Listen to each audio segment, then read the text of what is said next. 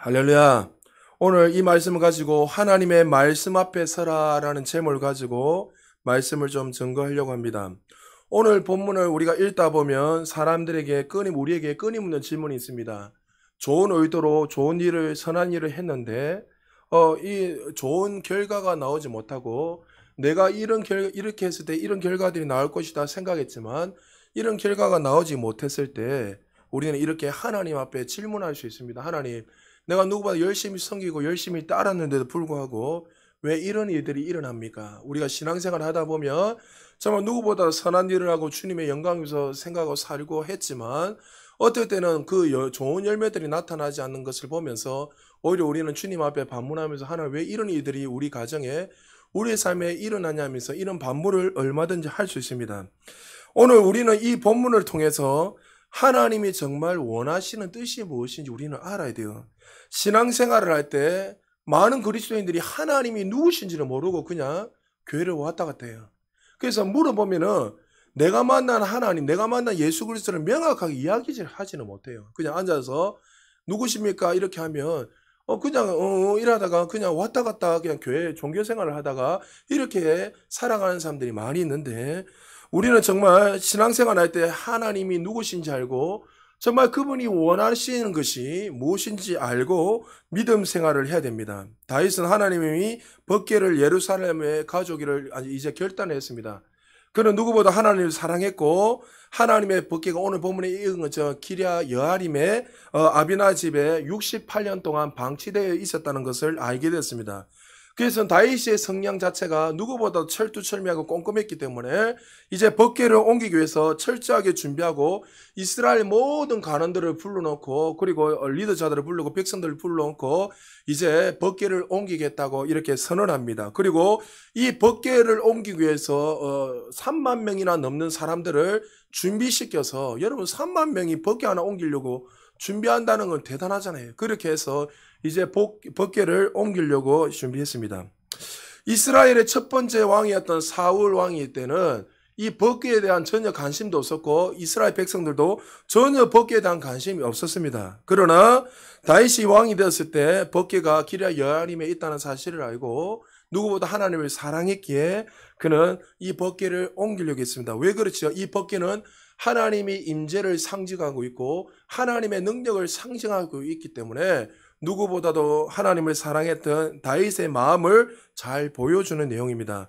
이런 다윗을 보면서 하나님 당연히 기뻐하셨고 너무나 즐거워하셨을 겁니다. 모든 것이 차례차례 하나하나씩 잘 준비되고 있었고 이제 기랴 여아림에서 옮겨지고 있는데 갑자기 기드온의 타작마당에 도착했을 때 문제가 일어납니다.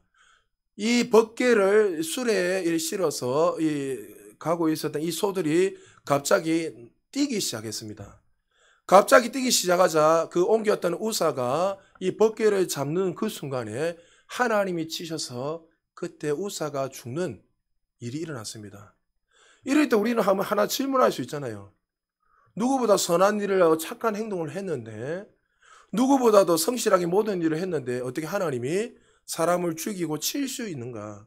하나님은 우리 진노하시는 하나님인가? 왜 하나님이 이런 일을 하시는가? 우리는 의문을 둘 수가 있단 말이죠. 오늘 우리는 이 성경을 말씀을 볼 때마다 우리는 항상 제가 여러분에게 강조하는 게 있는데 이 사람들은 이 성경 말씀을 본문을 볼 때 두 종류의 모습을 봅니다. 한 종류의 부류의 모습은 인본주의로 봅니다. 정말 자기 중심적으로 모든 성경을 해석하는 사람들. 이런 사람들은 인본주의입니다. 그래서 자신의 상황에 맞게 자신의 어떤 이성과 지성을 가지고 이 성경을 해석하고 분석합니다. 그러나 또 한 부류의 사람이 있습니다. 한 부류의 사람은 어떤 상황이 닥쳐도 어떤 문제가 일어나도 이것을 내 방법으로 내 생각으로 해석하는 것이 아니라 하나님의 눈으로 하나님의 방법으로 하나님의 뜻으로 성경을 읽고 본다는 거죠. 이것을 우리는 신본주의라고 합니다. 그래서 우리는 인본주의적으로 보는 것이 아니라 항상 저는 성경책 제일 앞에 하나님의 눈으로 하나님의 마음으로 성경을 읽자 저는 제일 앞구절에 이 성경책에다 적어놨습니다. 그러니까 성경을 우리가 신본주의로 하나님 눈으로 보지 않으면 내 이성적으로 어떤 상황으로 모두 보게 된다는 거예요. 만약에 우리가 오늘 성경 구절을, 오늘 말씀을 인본주의를 보게 되면 어떻게 하나님이 이렇게 할 수 있는가? 3만 명이 넘는 사람들이 동원해서 차례차례 해서 수레 실어서 이렇게 모든 사람들이 하나님 찬양하고 찬미하고 또 수레를 이끌었던 이 우사가 얼마나 기쁨으로 옮겼겠습니까? 그런데 당연히 수레 실리던 법궤가 떨어지려면 잡는 것이 당연한 거 아닙니까? 근데 어떻게 하나님이 그 선한 사람을 죽일 수 있는가? 우리가 이성적으로 인본주의적으로 보면은 그것이 잘못되었다고 생각할 수 있습니다. 그러나 여러분 오늘 본문을 우리는 인본주의로 보는 것이 아니라 하나님의 마음으로 봐야지 성경 말씀이 이해가 되고 보입니다. 오늘 본문에는 3명의 사람이 중심 인물이 나옵니다. 아비나답이 나오고 68년 동안 법궤를 이렇게 모시고 있었던 아비나답이 나오고 아비나답의 아들이었던 우사가 나오고 그리고 이 모든 법궤를 움직이고 절차를 진행했던 다윗 왕이 나옵니다. 오늘 이 세 사람들은 의도는 좋았고 이 세 사람들은 선한 일을 한 것 같지만 그들이 실수한 것이 있었습니다. 정말 이 법궤를 하나님이 기뻐하시는 대로 원하시는 대로 옮겼는가 합니다. 오늘 다시 한번 더 우리가 이 세 사람을 통해서 하나님께서 우리에게 원하시는 뜻이 무엇인지 깨닫고 은혜 받는 저와 여러분 되었으면 좋겠습니다. 먼저 첫 번째요. 법궤를 모셨던 아비나답의 모습을 먼저 봤으면 좋겠습니다. 아비나답은 68년 동안 자기 집에서 법궤를 모셨습니다. 하나님의 영광, 하나님의 임재를 상징했던 이 법궤가 가는 곳곳마다 하나님의 임재가 나타나고 하나님의 전쟁에 백전백승을 하게 하고 원수를 쫓아내고 능력이 나타나고 법궤가 가는 곳곳마다 하나님의 영광과 임재와 축복이 임했던 곳이 바로 법궤입니다. 그런데 아비나답이 법궤를 몇 년 동안요? 68년 동안 모셨어요. 68년 동안 집에 모셨는데 오늘 본문이나 우리 성경을 다 읽어봐도 아비나답이 하나님이 함께 하심으로 복을 받았다라는 내용이 한 절도 없습니다. 내용이 한 절 없습니다. 자손 대대에 이 아비나답 집이 축복을 받았다라는 구절이 한 절 없습니다. 반대로 14절, 오늘 읽었던 14절에 보니까 오베데돔이 3개월 동안 모셨어요. 그 어떤 축복을 받았지요? 같이 한번 읽어볼까요? 같이 읽겠습니다. 시작. 14절요. 시작. 하나님의 괴가 오베데돔의 집에서 그의 가족과 함께 석 달을 있으니라. 여호와께서 오베데돔의 집과 그의 모든 소유에 복을 내리셨더라. 할렐루야. 오베데돔의 집과 그의 모든 소유를 3개월 동안 모셨는데 복을 받았어요. 법궤는 하나님의 영적인 임재를 상징한다 했습니다. 하나님께서 함께 하시면 당연히 그 집에 축복의 강물이 절절 흐르는 거예요. 할렐루야. 하나님이 우리 안에 계시잖아요. 할렐루야. 그러면 축복의 강물이 자연스럽게 자손대대 흐르는 건 당연한 거예요. 믿습니까? 그런데 보세요. 68년 동안 모셨는데도 축복을 받았다, 자손대대가 복을 받았다 말이 없습니다.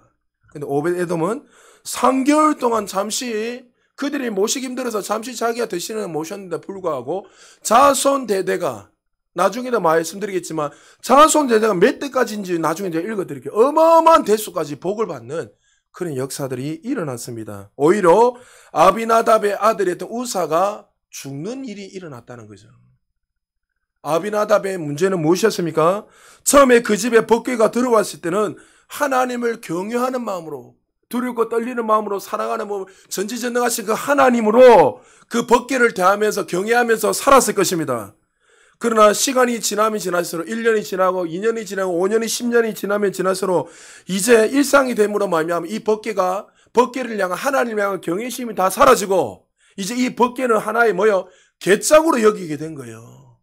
괴짝으로 여기지니까 이제 하나님의 영광은 다 사라지게 되고 오히려 하나님을 향한 경외감은 다 사라지고 그냥 한낱 볼품없는 괴짝으로 전락하게 됐다는 거죠.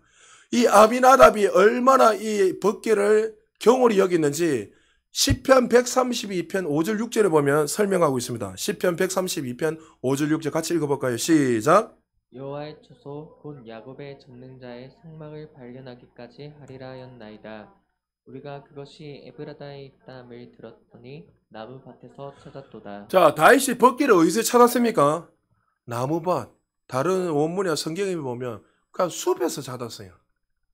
하나님의 임재를 하나님의 영광을 상징하는 이 법궤를 그냥 저 시골 총구석에 논두렁이 밭에 나무 숲에 그냥 찾았다는 거예요. 에브라다는 아직까지 지명이 여기 맞을 것이다 아닐 거다 여러 가지 학자들만 견해가 있지만 중요한 건 이 법궤가 아비나다 집에 있었다는 것은 모든 학자들이 동일하게 여겨합니다. 그러니까 이 법궤를 볼 법 없는 정말 이 나무숲에다 던져놨고 68년 동안 방치해뒀다는 거예요. 여러분 이렇게 경외감이 사라져버렸어요. 하나님의 임재를 상징했던 법궤를 모시고 있지만 경외감이 사라져버리자 그렇게 방치하며 살았던 자가 바로 아비나답이었고 이스라엘 백성이었습니다.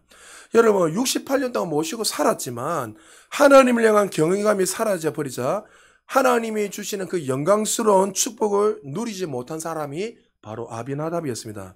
문제는 아비나답이 주님을 향한 경외감이 사라져버리자 다시 말해서 자녀들에게 신앙 전수가 일어나지 않은 거예요. 법궤가 뭘 상징하죠? 하나님의 임재를 상징하고 하나님이 함께 하심을 상징하고 능력과 권세를 상징하고 있어요. 처음에는 가르쳤을 거예요. 이 법궤가 어떤 것인지 분명히 이야기했을 거예요. 그러나 시간이 지나면 지날수록 이 법궤를 하나님을, 그러니까 그 당시는 하나님 우리 안에 더 거하시지 않았기 때문에 상징하는 거잖아요. 그걸 볼 때마다 하나님 우리 함께 지나고 하나님 기뻐하고 살아야 되는데 시간이 지나면 지나도 그것들이 어떻게 해요? 그냥 괴짝으로 여겨버린 거예요. 법궤는 하나님의 임재를 상징, 능력을 상징하지만 그러나 시간이 지나면 지날수록 이 경외감은 사라지고 하나님을 향한 그 두렵고 떨리는 마음은 사라지고 하나님의 만왕의 왕 되시고 전지전능하신 하나님의 것은 사라지고 이제 하나님을 가볍게 여기는 그런 자로 전락하게 되었다는 거죠. 여러분 법궤가 이 법궤 안에 이 언약궤 안에 세 가지 물건이 들어있잖아요. 이 법궤가 뭘 상징하는지 아십니까? 법궤 안에 뭐가 들어있죠? 아론의 상난 지팡이, 그리고 두 번째 십계명 두 돌판, 그리고 또 하나 뭡니까? 여러분이 잘 아는 만나 항아리, 만나를 담은 항아리가 있습니다. 여러분 왜 이 세 가지를 법궤 안에다가 덮어 넣어놨을까요? 아무 의미가 없는 게 아니에요. 이유가 있습니다. 여러분 첫 번째 아론의 상난 지팡이는 어떻게 배경이 어떻습니까? 민수기 17장 10절 한번 읽어볼까요? 같이 읽겠습니다. 시작. 여호와께서 또 모세에게 이르시되 아론의 지팡이는 증거궤 앞으로 도로 가져다가 거기 간직하여 반역한 자에게 대한 표징이 되게 하여 그들로 내게 대한 원망을 그치고 죽지 않게 할지니라. 자, 아론의 상난 지팡이 언약에 넣어서 이 백성들의 패역한 것을 상징해라 했습니다. 여러분 왜 이게 아론의 상난 지팡이가 그 안에 들어있습니까? 사실 하나님이 출애굽하고 난 후에 이 고라 자손들이 반역을 하기 시작합니다. 어떻게 반역하죠? 왜 아론만 모세만 지도자가 되느냐? 왜 우리는 지도자가 될 수 없느냐? 사실 지도자를 바꾸자 했지만 그 이면에는 내면에는 누가 있었냐면 하나님을 향한 불신앙이 있었어요. 우리가 얼마든지 지도자가 될 수 있는데 왜 하나님이 적각 꾸리는 가나안 땅 인도한 것을 그들이 믿지 않았어요. 그래서 고라 자손이 반역을 일으켜서 나중에 어마어마하게 사람들이 죽습니다. 하루에 70명이 죽고 또 죽고 막 어마어마한 일이 일어났는데 그때에 어떤 가정이 있었지요? 그때 하나님이 믿지 않으니까 지팡이를 가져오라 했어요. 12지파 대표로 해서 지팡이 가져와서 법궤에 두고 그 다음날에 거기에서 쌍난 지팡이가 그 12지팡이 중에 쌍난 지팡이가 너희들의 대표가 되고 리더가 될 것이다. 그래서 12지팡이 지팡이 넣어놨어요. 그 다음 되니까 누가 됐죠? 아론이 그 올려놨던 이 지팡이가 이름 적어놨던 이 지팡이가 삭이 났어요. 샤케르 돼 있는데. 그러니까 이 삭이나무로 말미암아 하나님이 인정하시고 그들이 어떻게 해요? 이 이스라엘 백성을 이끌 리더란 것을 그들에게 다시 한번 공포합니다. 그러면서 그들의 불신앙을 가지고 어떻게 합니까? 하나님께서 패악한 일을 저질렀다면서 이것을 기억하기 위해서 아론의 상난 지팡이를 그 언약궤 안에 넣어둡니다. 그럼 그들이 볼 때마다 항상 볼 수 없지만 항상 그 인식하는 게 뭐예요? 아, 우리가 하나님 앞에 범죄하지. 우리가 그런 패역한 일을 하면서 기억해라는 거예요. 두 번째 뭡니까? 만나를 담은 항아리입니다. 왜 만나를 담은 항아리인가? 이 만나는 어떤 의미입니까? 여러분 만나는 하나님의 전지전의 기적을 상징하잖아요. 그들이 출애굽하고 난 후에 그들이 광야 생활하면서 하나님 앞에 불평하기 시작합니다. 하나님 좀 먹을 거 주세요. 물 주세요. 고기 주세요. 불평하기 시작합니다. 그러면서 그들이 조건을 겁니다. 하나님 만약 우리를 먹이시고 입히시고 우리에게 날마다 보여 이 만나와 매출을 뻔 모든 걸 주시면 우리가 누구보다 주님을 열심히 섬기겠습니다.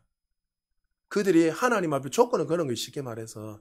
그래서 하나님이 그들이 너무나 어리고 사랑하셨지만 그래 한번 해봐라면서 만나를 막 엄청나게 주시잖아요. 막 그런 데가 부어주십니다. 200만 명이 먹었다 생각해보세요. 만나 매출하기 물이 막 200만 명 이상이 먹으려면 어마어마한 숫자 아닙니까? 그래서 주셨어요. 주시면서 그래 너희들이 얼마나 내가 주는 대로 하나님을 경외하고 사랑하고 따르는가 해버렸습니다.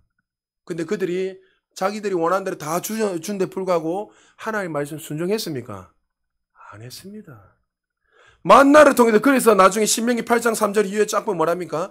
사람이 떡으로 사는 것이 아니라 하나님의 말씀으로 사는 것이라 하면서 이 말이 뭡니까?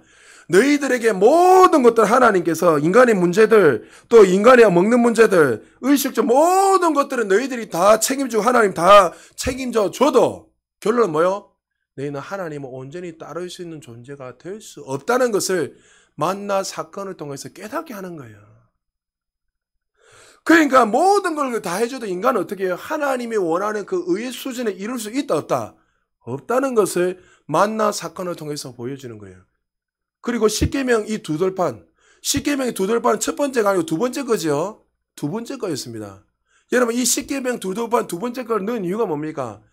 하나님 앞에 모세가 시내산 올라가서 이제 율법을 받기 위해서 십계명을 받기 위해 올라갔습니다. 오래 내려오지 않으니까 이스라엘 백성들이 갑자기 모세가 죽었나 생각하고 어떻게 합니까? 아론의 형에게 가서 우리를 애굽에서 꺼낸 이 신을 좀 만들어 달라 합니다. 그리고 나서 그들이 어땠습니까? 여전히 애굽의 영향을 받고 있었는 거예요. 그 금송아지가 애굽에서 섬겼던 신이었습니다. 그래가지고 금을 다 모아서 만드니까 뭐하나 금송아지가 만들어놨고 금송아지를 딱 씌워놓고 어떻게 합니까?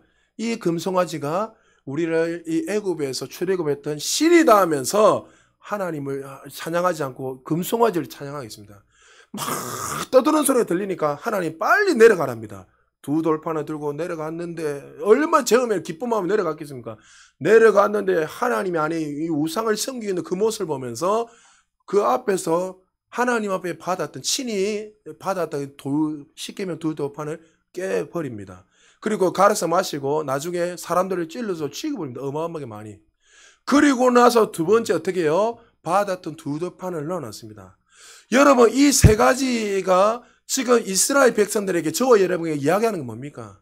너희들은 죄인이라는 거예요. 너희들이 아무리 열심히 노력해도 하나님의 의의 수준에 오를 수 없다는 거예요.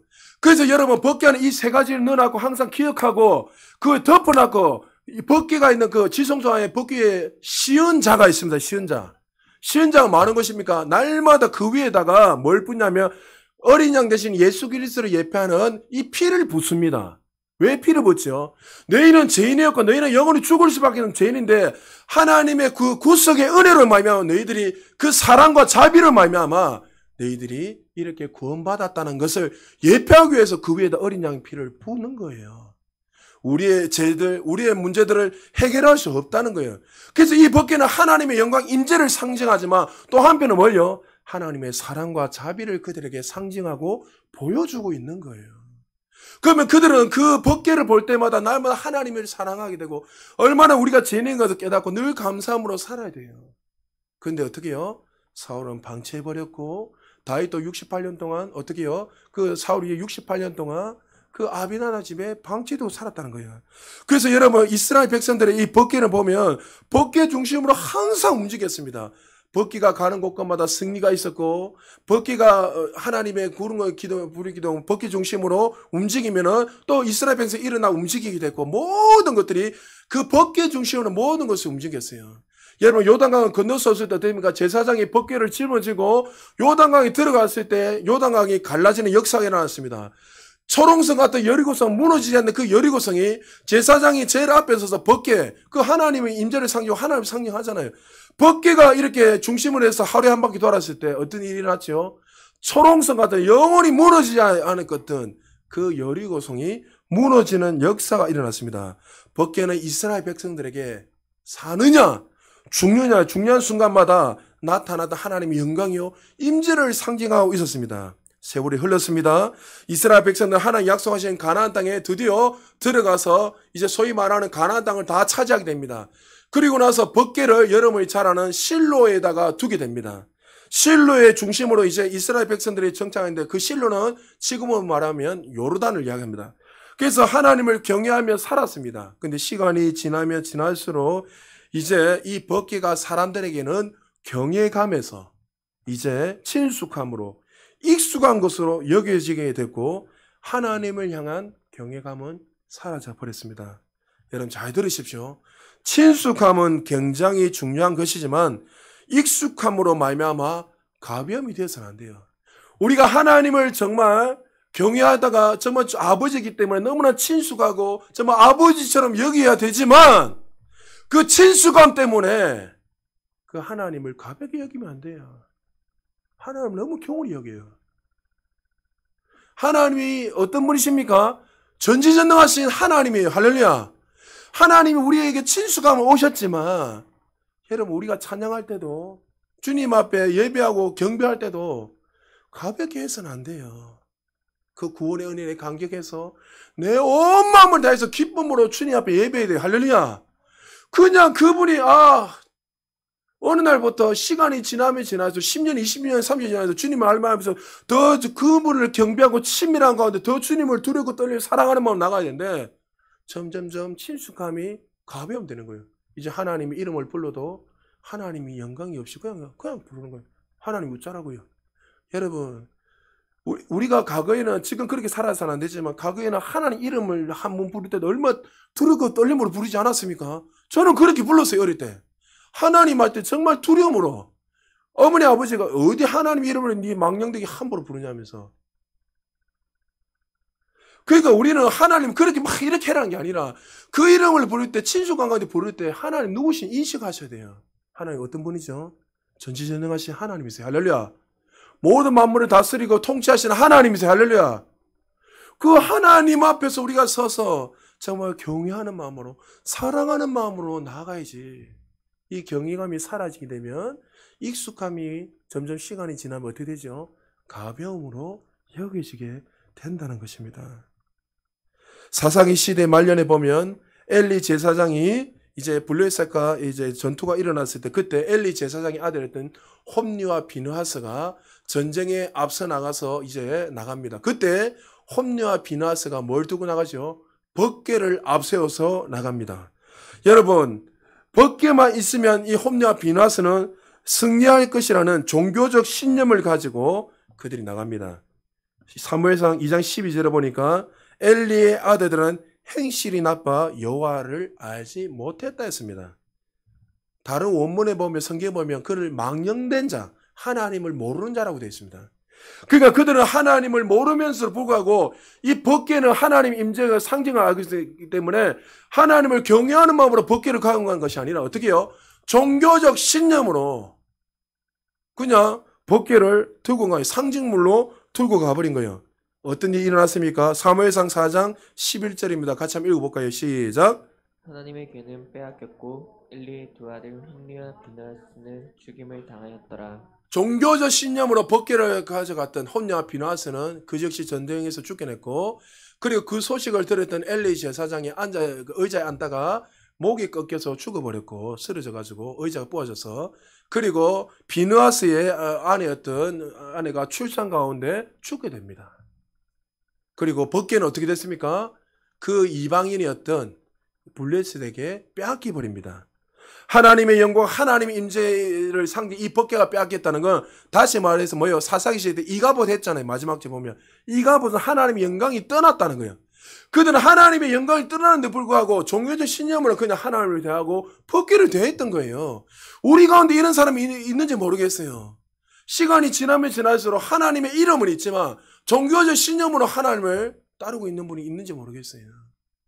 여러분 이거는 정말 무서운 거예요.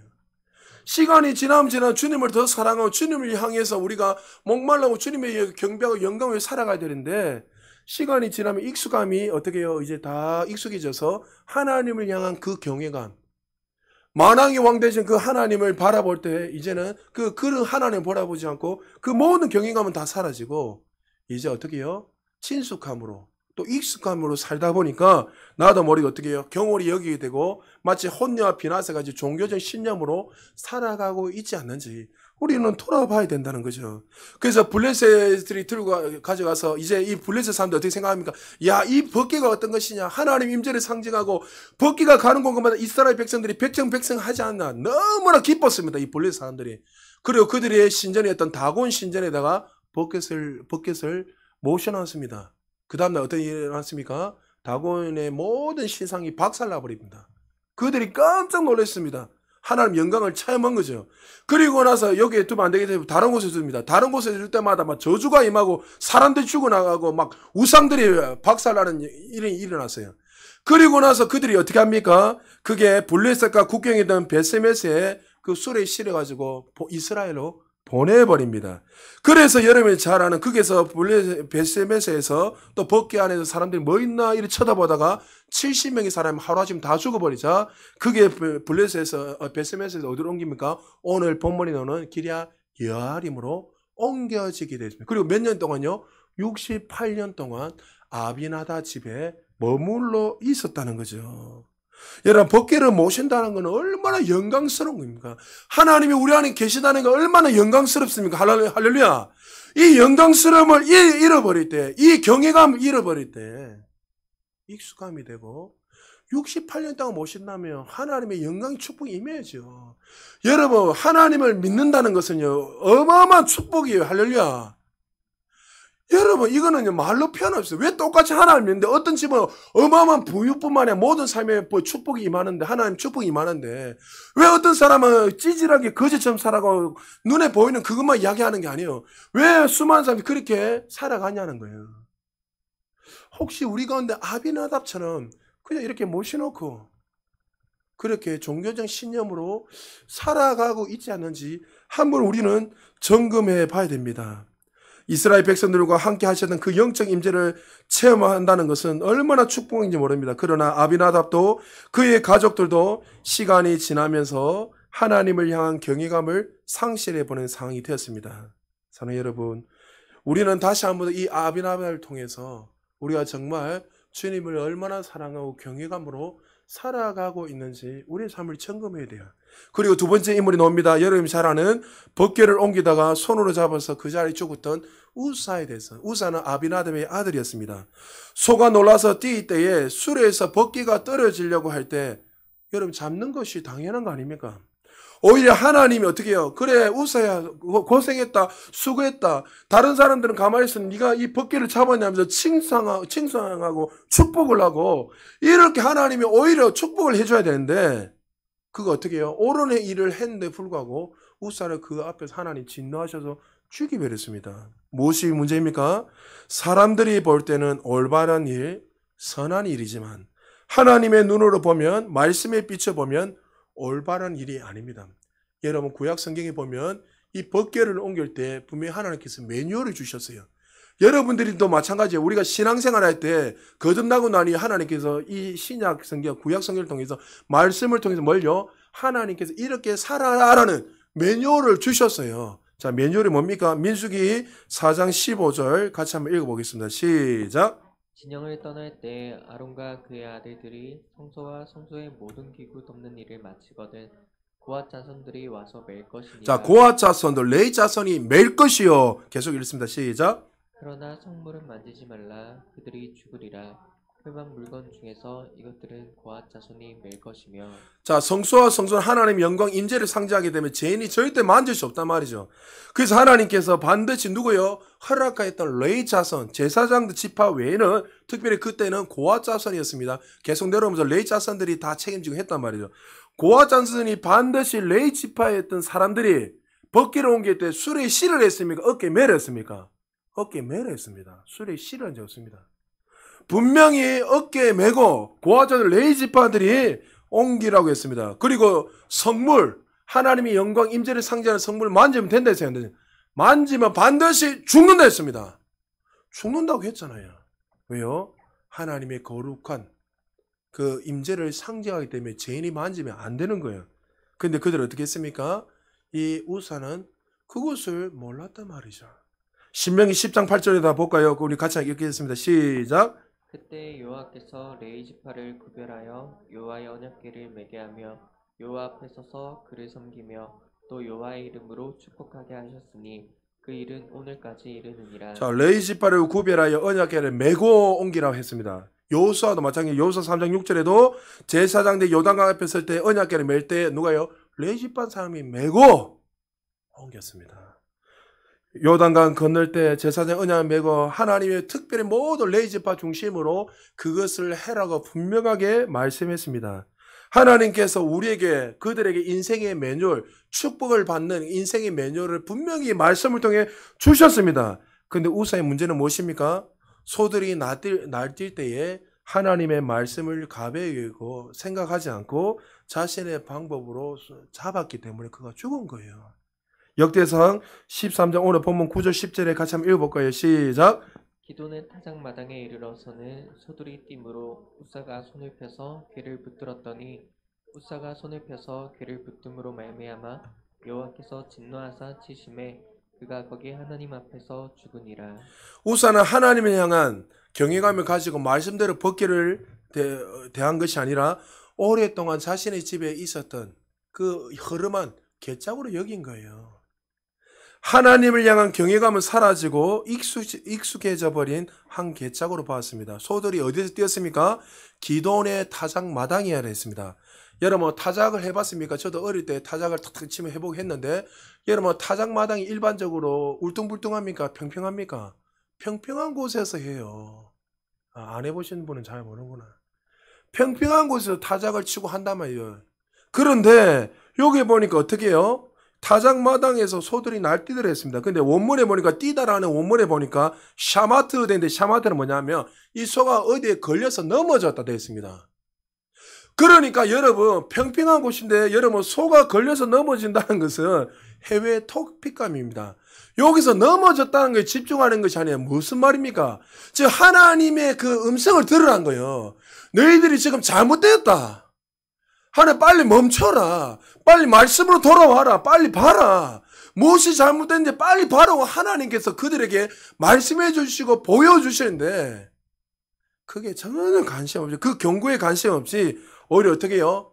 소들이 날뛰니까 우사는 법궤를 잡기 위해 법궤가 떨어지면 안 되니까 잡으려다가 오히려 비참하게 죽고 말았다는 거죠.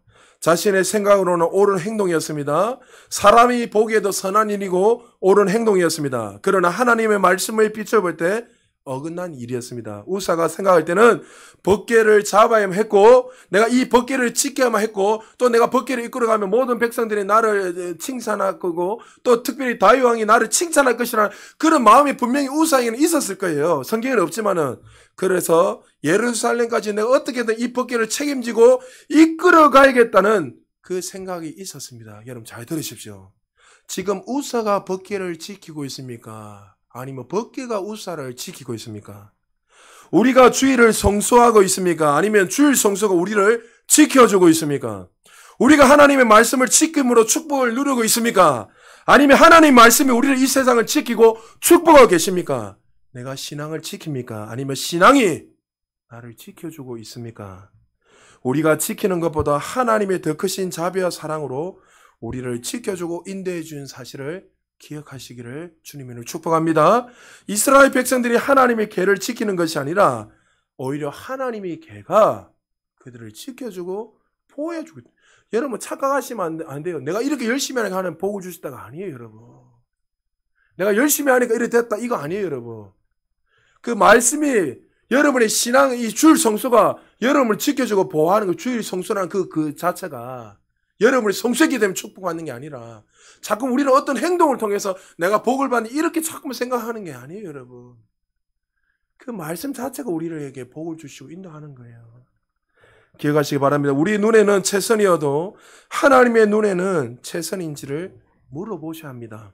세상 사람들은 모든 일에 최선을 다하라고 말합니다. 그러나 성경은 그렇게 말하지 않습니다. 하나님이 기뻐하시는 일, 하나님의 뜻에 맞도록 최선을 다해라고 우리에게 말씀하고 있습니다.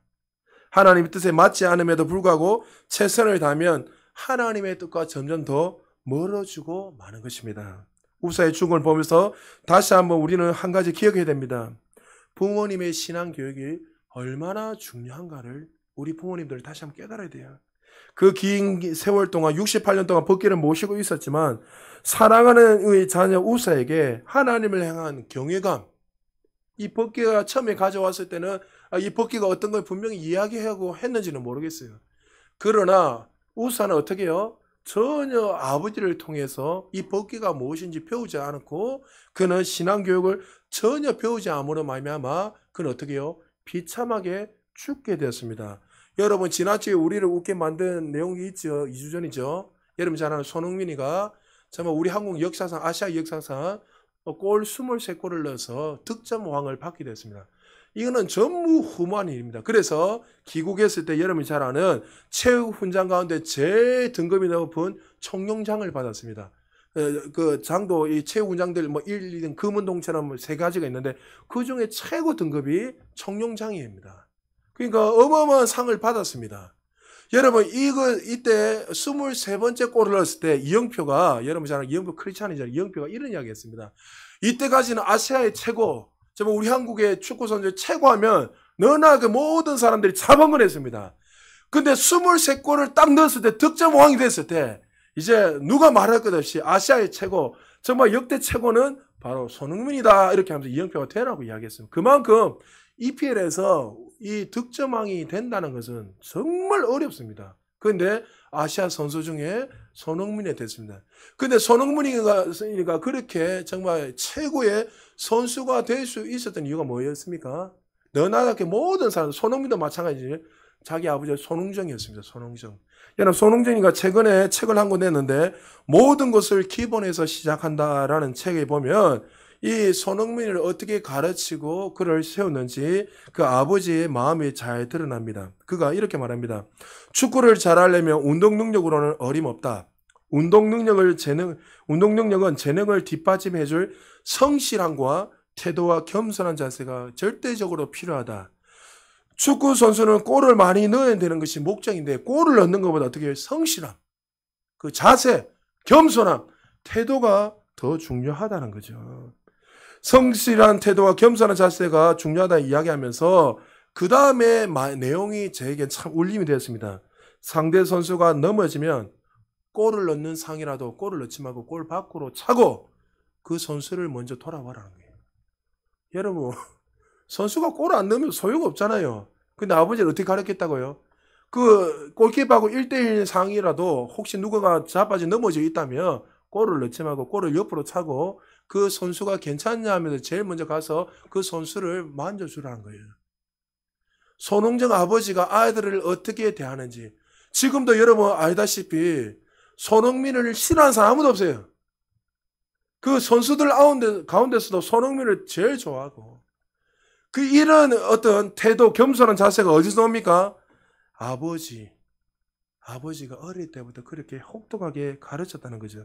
그가 토트넘에 왔을 때도 6년 동안 하루도 빠지지 않고 매일 아침 저녁으로 또 연습을 다 마치고 밤늦게까지 혹독하게 아버지 가르치면서 골 넣는 기계가 아니라 한 사람의 이쁨과 한 사람의 성품을 가장 먼저 아버지가 가르쳤습니다 하면서 손흥민이가 아버지를 저는 가장 존경합니다 하면서 지금도 아버지가 가장 무섭지만 가장 존경하고 사랑합니다 하면서 그렇게 이야기하는 거예요.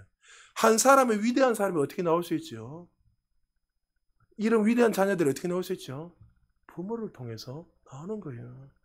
부모가 어떻게 가르치는가, 살아가느냐에 따라서 결국에는 자식이라는 열매를 맺게 되는 것입니다. 올바른 교육, 올바른 가치 위에 이런 자식이 나오는 거예요. 오늘 예배드리는 특별히 부모님들, 가정에서 삶 속에서 어떤 하나님을 모시고 살아가고 있습니까? 나는 지금 어떤 하나님으로 삶 속에서 대하며 살아가고 있습니까? 하나님을 처음 만나서 하나님을 정말 경외하고 사랑하고 두렵고 떨리는 마음으로 만왕의 왕 만유의 주로 모시며 살아갔는데 시간이 지나면 지날수록 친숙함으로 익숙함이 돼서 이제는 마치 벗개가 개짝이 돼서 저 뒷구정에 그냥 집어 던져버리고 살아가는 모습으로 살아가고 있다면 그 모습을 바라보는 자녀들도 그렇게 살아갈 수밖에 없더란 거죠. 사는 여러분, 우사의 문제가 뭐였지요? 하나님의 말씀을 몰란 것이 가장 큰 문제였습니다.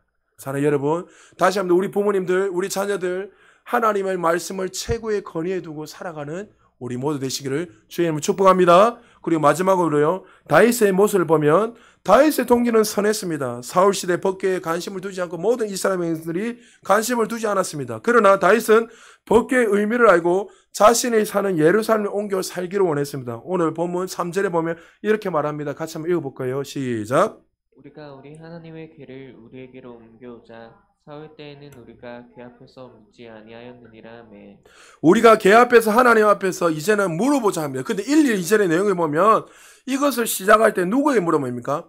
천부장, 백부장, 모든 지휘관을 불러놓고 먼저 이 사실을 이야기합니다. 여러분, 다윗의 문제가 뭐였습니까?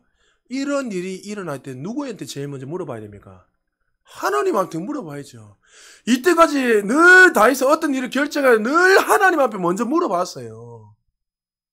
항상 하나님 앞에 물어보고 살았던 이 다윗이 가장 중요한 하나님 영광 임재를 상징 이 법궤를 옮길 때 왜 하나님께 묻지 않았을까요?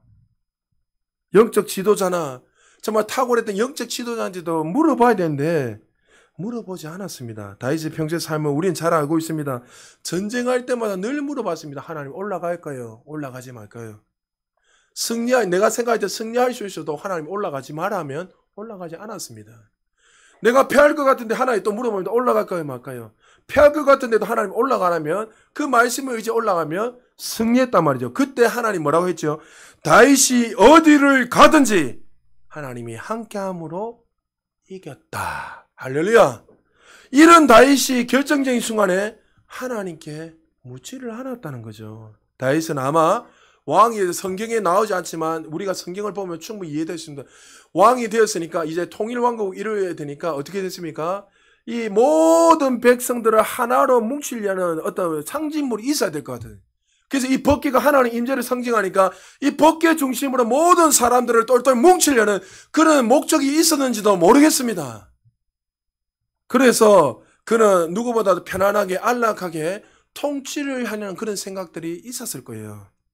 여러분 기억하시기 바랍니다. 우리의 신앙은 미리 결정해놓고 하나님의 축복을 기다려서 안 됩니다. 결정하고 하나님 축복해 주세요. 이렇게 하면 안 된다는 거예요. 여러분 사업을 하든 뭘 하든 간에 항상 어떻게 돼요? 삶 속에서 모든 걸 결정할 때 어떻게 하나님 어떻게 하기를 원하십니까? 할렐루야. 하나님 어떻게 하기를 원하십니까?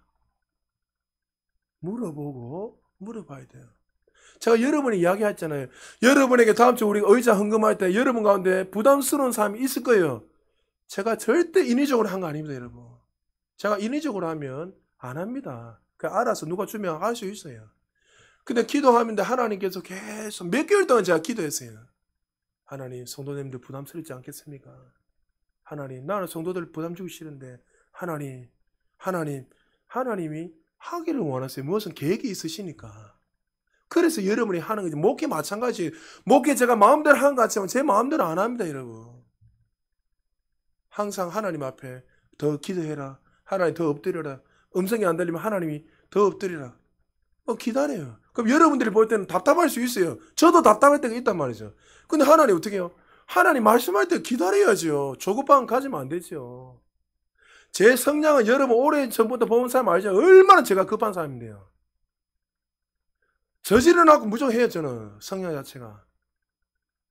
아니란 말이죠. 다윗은 누구보다도 잘 알았는데 어떻게 해요? 그는 그렇지 않았단 말이죠. 하나님이 원하시는 일을 해야 하나님의 은혜가 임합니다. 다윗은 결정을 하고 일사불란하게 움직였습니다. 모든 지자 모든 백성들 이 일을 공포하고 3만 명이나 넘는 사람들을 모아놓고 이제 어떻게 이 법궤를 옮기기 위해서 시작했습니다. 모든 사람들이 하나고 기뻐합니다. 자, 13장 8절 같이 한번 읽어볼까요? 시작. 다윗과 이스라엘 온 무리는 하나님 앞에서 힘을 다하여 뛰놀며 노래하며 수금과 비파와 소고와 재금과 나팔로 연주하니라. 그러면 사람들의 노래는 완벽했습니다. 그러나 하나님의 눈으로 말씀들에 보면 너무나 이상한 행동이 있습니다. 겉으로 볼 때는 잃어버린 법궤를 모시고 오는 다윗의 모습을 보면서 모든 백성들이 칭송을 하지 않았겠습니까? 그러나 말씀을 통해서 보면 이 모든 것들 어떻게 해요? 엉망진창이었습니다. 왜 그렇죠? 우리 아까 읽었던 신명기 10장 8절 다시 한번 읽어볼까요? 시작. 그때 여호와께서 레위 지파를 구별하여 여호와의 언약궤를 매게 하며 여호와 앞에 서서 그를 섬기며 또 여호와의 이름으로 축복하게 하셨으니 그 일은 오늘까지 이르느니라. 성물을 옮길 때 반드시 누가요? 레위 지파가 어깨에 메고 옮기려 했습니다. 근데 아비나답은 누굽니까? 레위 지파도 아니에요. 또 한 가지 어떻게 해요? 법궤를 옮길 때 누구요? 어깨에 매야 되는데 수레에 옮겼습니다. 자, 그래도 다윗의 성품 보면 새 수레에 실었다 됐습니다. 다윗의 마음을 알죠. 하나님 향해서. 일반 수레도 알고 새 수레, 분명히 성경에는 나오지 않았지만 그 달구지에다가 금을 막 도배해가지고 화려하게 분명히 만들었어요. 다윗의 성품에 보면 그렇게 만들어가지고 법궤를 실어놓고 앉아 찬양하러 3만 명이 넘는 사람들이 따라다니면서 막 찬양을 하고 기뻐하고 얼마나 화려하게 이렇게 옮겼습니까? 그런데 하나님 보실 때는 아니라는 거예요. 아무리 화려하게 실어놔도 하나님의 방법은 뭐였어요? 법궤를 레위 지파가 어깨에 메고 그렇게 옮겨야 된다는 거죠. 아비나답과 우사와 다윗의 범죄의 성격은 다릅니다, 여러분. 아비나답을 통해 신앙교육을 제대로 받지 못해서 하나님을 향한 경외심을 잃어버림으로 한 가정이 무너져 버렸지만 다윗은 한 나라의 왕이었고 통치자였고 모든 백성들은 하나님의 뜻 가운데 이끌어야 될 영적인 지도자였습니다. 그런데 이 영적인 지도자가 하나님을 향한 경외감이 사라져 버리니까 하나님의 영광을 잃어버리게 되고 하나님의 방법을 다 잃어버리고 그 하나님의 백성들을 잘못된 길로 이끌게 만들어 버렸습니다. 여러분, 왜 다윗이 이 법궤를 그 새 수레에 실었을까요? 여러분, 아까 블레셋이 이방 사람들이 옮길 때 수레에 실어가 옮겼기 때문에 그래 옮긴 거예요. 사랑하는 여러분, 역대상 13장 11절에 보면 이 일로 인해서 어떻게 됐습니까? 우사가 죽게 되고 이 사실을 본 다윗이 어떻게 합니까? 노하여 그곳을 베레스 우사라 부르는. 여러분, 다윗이 이 사건을 보고 노했다고 되어 있습니다. 노할 때가 아니라 어떻게 됩니까? 오히려 하나님 앞에 엎드려 회개해야지, 물어봐야지. 하나님 어떻게 이런 일이 일어나냐면서 하나님 앞에 엎드려서 하나님의 눈으로 봐야 되는데 불구하고 다윗이 오히려 그 사건을 보고 노하면서 흥분해 있더란 거죠. 우사의 죽음으로 다윗과 이스라엘 백성들이 두려워 떨기 시작했습니다. 그때 오벳에돔이 나와서 자신의 집으로 수레를 끌고 갑니다. 그 집에 어떤 일이 일어났습니까? 오늘 본문 14절 다시 한번 더 읽겠습니다. 시작. 하나님의 궤가 오베데돔의 집에서 그의 가족과 함께 석 달을 있으니라. 여호와께서 오베데돔의 집과 그의 모든 소유에 복을 내리셨더라. 할렐루야. 하나님이 그 가정에 3개월 동안 계셨는데 어떻게 해요? 물질의 복, 자손의 복, 모든 삶의 복이 그들에게 임했습니다. 1세기 역사학자였던 요세푸스, 유대인입니다. 요세푸스가 이 오벳에돔에 대해서 예수님이 살아 계실 때 그때 있었던 사람입니다. 오벳에돔에 대해서 이렇게 설명하고 있습니다. 법궤가 들어오기 전에는 이 오벳에돔은 이스라엘 백성들 중에서 가장 가난한 사람이었는데 이 법궤가 3개월 동안 머무고 나간 이후에 이 오벳에돔 집은 가장 부유한 집이 되었다. 이렇게 역사학자였던 요세푸스가 기록하고 있습니다. 여러분, 그 멀리서 하나님 영광을 봤던 그들이 3개월만 머무러도 그렇게 복을 받는데 하나님 우리 안에 계시잖아요. 할렐루야. 그럼 우리는 당연히 우리 삶에 더 영광이 나타나는 게 당연한 거 아닙니까? 그러니까 왜요? 우리가 종교 생활을 하고 있는지 않는지 봐야 돼요. 교회만 와서는 거룩한 척하고 살아가다가 삶 속에서는 주님을 의지하고 살아가고 있지 않다면, 인정하고 있지 않고 살아가고 있지 않다면 우리는 종교 생활을 하는 거예요. 하나님 지금 우리가에게 그렇게 원하지는 않아요. 여러분, 이 시간에 예배를 드리고 예배당 문에 나갈 때 그때부터 여러분들은 예배자로 살아가는 거예요. 할렐루야. 하나님 앞에서 최선의 주님의 영광을 위해서 무엇을 먹든지 마시는 주님의 영광을 위해서 사는 거예요. 할렐루야. 자녀들도 최선을 다해서 공부하는 이유가 왜요? 부모 때문에 아니에요. 누구요? 하나님의 영광을 위한 거예요. 할렐루야. 왜 자녀들 아멘 안 해요? 할렐루야. 이삭이 아멘 하네. 열심히 해야 돼. 열심히 하는데 안 되면 어쩔 수 없는 거죠. 여러분, 열심히 했는데 안 되더라도 여러분 공부가 최선은 아니잖아요. 여러분들이 그 마음을 그렇게 살아가면 하나님 사용해요. 여러분이 이야기했잖아요. 부끄러웠잖아요. 제가 제 삼수회 때 했잖아요. 삼수했는데 목사 됐어요, 여러분. 예, 아멘 하세요. 여러분, 갑자기 낙심이 되네.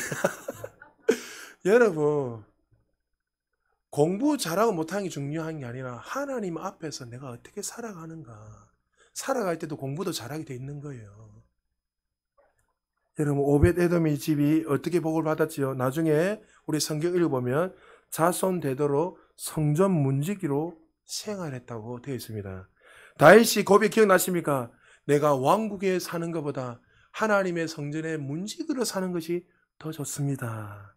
오벳 에돔의 자손들의 62명들을 성경에서 다 기록하고 있습니다. 왜 기록했죠? 그들의 삶의 축복이 어떻게 임하는지 바라는 거예요. 아비나합 집에 어떤 내용이 있습니까? 없어요. 오늘 우리는 말씀 마무리합니다. 비참하게 죽은 우사의 스토리를 들었습니다. 아버지는 신앙을 전혀 물려주지 못했고 근본적으로 하나님의 말씀대로 살아가지 못했던 다윗도 보게 되었습니다. 이 본문을 사람의 눈으로 보지 말고 다시 한번 하나님의 눈으로 보시기 바랍니다. 하나님 정말 그들에게 원하신 것이 무엇이었을까요? 하나님을 향한 경외감을 잃어버리며 살았던 이 백성들이 이 사건으로 말미암아 어떻게 해요? 다시 하나님을 경외하고 사랑하고 살기를 원하는 그 하나님의 은혜와 자비에 집중해야 되는 거예요. 할렐루야.